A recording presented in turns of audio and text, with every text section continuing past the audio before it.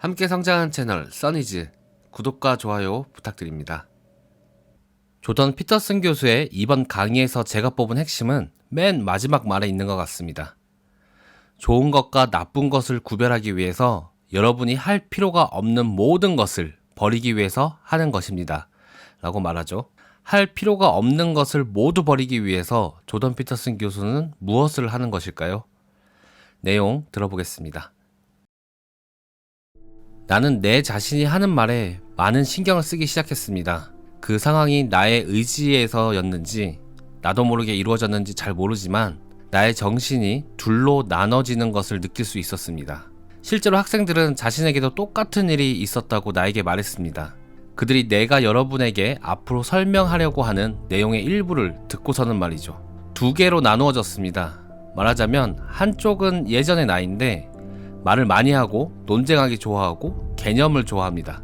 그리고 다른 한쪽은 눈을 크게 뜨고 중립적 판단을 하면서 그 예전의 나를 지켜보고 있습니다. 그리고 중립적인 판단을 내리고 있는 쪽은 말하고 있는 다른 한쪽을 지켜보면서 말합니다. 그건 너의 생각이 아니야. 너는 그것을 진짜로 믿고 있는 것이 아니야. 너는 네가 무슨 말을 하고 있는지도 몰라.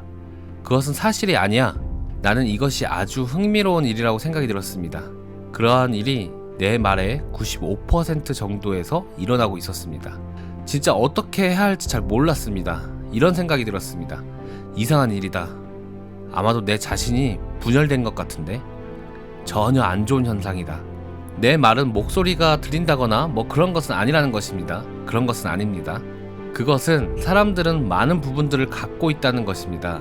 기묘하고도 어려운 문제는 이 두 개의 자신 중에 어떤 것이 진정 나인가 하는 것이었습니다. 가만히 듣고 있다가 아니야, 그건 쓰레기 같은 생각이야. 그건 거짓말이야. 너는 지금 사람들에게 깊은 인상을 주려고 하는 거야. 너는 그저 논쟁에서 이기려고 하는 거야 라고 말하는 그것이 나인가, 아니면 내가 보통 말을 하고 있는 부분이 나인가. 알 수 없었지만 나는 비판적인 나를 택하기로 결정했습니다.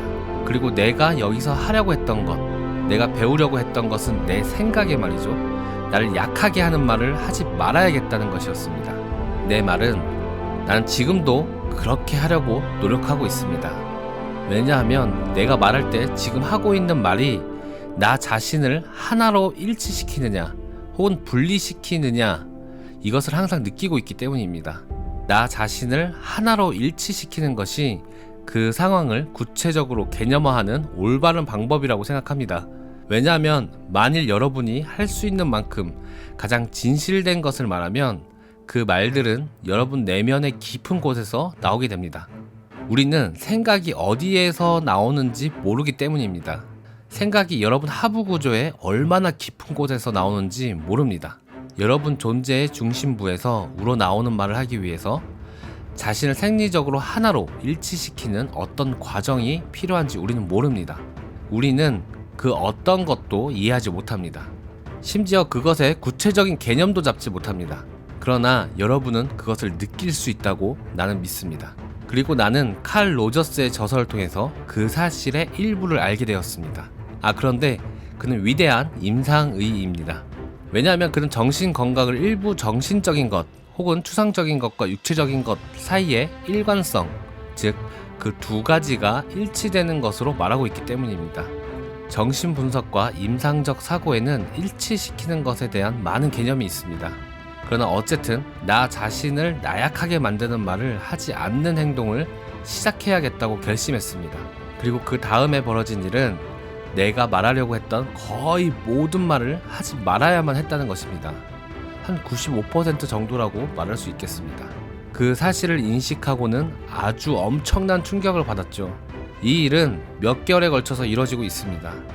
여러분이 거의 쓸모없는 인간이라는 것을 인식하고 깨닫는 것은 엄청난 충격입니다. 그것은 아주 충격적인 일이죠. 여러분은 그 모든 것을 진정으로 없애버리고 싶은가? 라고 생각할지도 모릅니다.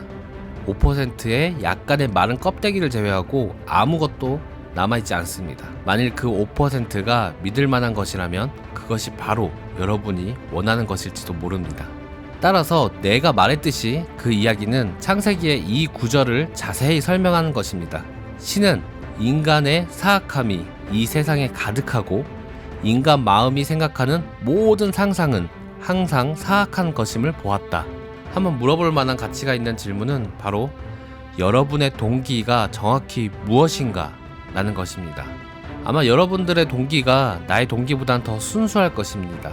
확실히 그럴 가능성이 있습니다. 나는 타고나면서 특별히 훌륭한 사람이라고 생각하지 않습니다. 훌륭하기 위해서 나는 아주 많은 노력을 해야만 한다고 생각합니다. 그리고 모든 사람이 반드시 그렇다고 생각하지 않습니다. 그러나 어떤 사람들은 그보다 더 나쁜 사람입니다. 그리고 모든 사람들이 어느 정도는 그와 같습니다. 따라서 그것이 한 번쯤 생각해 볼 만한 가치가 있습니다. 즉, 여러분이 얼마나 많은 문제를 일으키려고 하고 있는가. 또 생각해 보아야 할 다른 문제는 만일 여러분이 인생에 무언가 중요한 일을 하고 있지 않으면 아마 여러분은 문제를 일으킬 소지가 많습니다. 왜냐하면 문제를 일으키는 것이 심심한 것보다 더 재밌으니까요. 그것도 도스토옙스키를 읽으면 알 수 있는 사실입니다. 도스토옙스키는 그 점을 아주 잘 알고 있습니다. 만일 여러분이 무언가를 하고 있지 않으면, 만일 자신 능력에 최대치를 발휘하지 않으면, 그러면 여러분은 많이 남아있는 의지력과 여러 자원들을 갖고 흥미를 불어일으키는, 문제를 일으키는 데 쏟아부으려고 할 것입니다. 또한 이것은 전형적인 시나리오라고 말할 수 있겠습니다.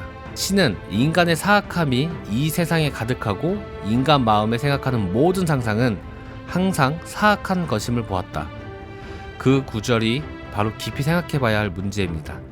그것은 자기 파괴적인 것은 아닙니다. 왜냐하면 그것은 바로 하나의 시도입니다. 그것은 한 질병을 진단 내리려고 하는 것이기 때문입니다.